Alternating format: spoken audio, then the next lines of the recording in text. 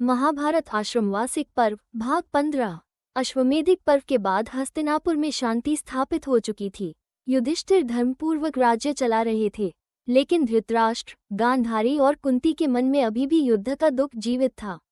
अपने पुत्रों और प्रियजनों को खोने का दर्द उन्हें संसार से विरक्त कर चुका था। इसी अवस्था और उनके अंतिम जीवन का वर्णन आश्रमवासिक पर्व में मिलता है।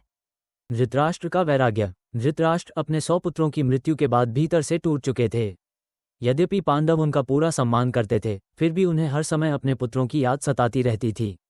भीम के कटु शब्द कभी कभी उनके हृदय को और दुखी कर देते थे। धीरे धीरे धृतराष्ट्र का मन राजमहल से हटने लगा। वन जाने का निर्णय। एक दिन धृतराष्ट्र ने निर्णय लिया कि अब वे राजमहल छोड़कर वन में तपस्या करेंगे। गांधारी ने भी उनका साथ देने का निश्चय किया। सबसे भावुक बात यह थी कि कुंती ने भी उनके साथ वन जाने का निर्णय लिया। उन्होंने पांडवों से कहा कि अब उनका जीवन भक्ति और तपस्या में बीतेगा। ये सुनकर पांडव अत्यंत दुखी हो गए। विदुर का तप। विदुर पहले ही राजमहल छोड़ चुके थे और वन में तपस्या कर रहे थे। जब युधिष्ठिर उनसे मिलने पहुंचे तब उन्होंने देखा कि विदुर अत्यंत कमजोर हो चुके हैं।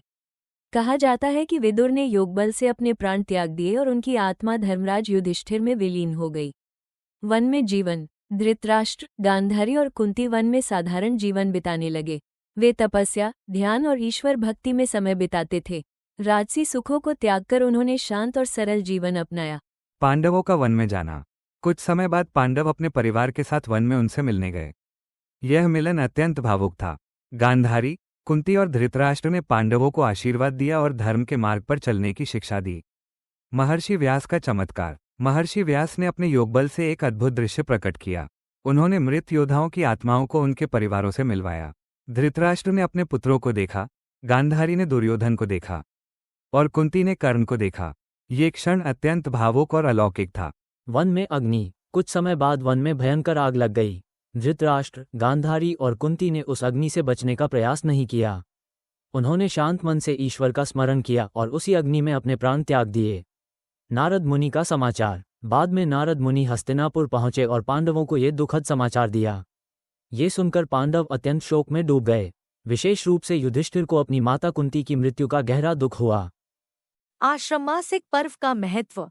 आश्रमवासिक पर्व हमें सिखाता है जीवन अस्थायी है। वैराग्य और आत्मशांति का महत्व, मोह और अहंकार का त्याग, अंत समय में भक्ति और तपस्या का मूल्य। यह पर्व दिखाता है कि अंततः राजा हो या साधारण मनुष्य, सभी को संसार छोड़कर जाना पड़ता है।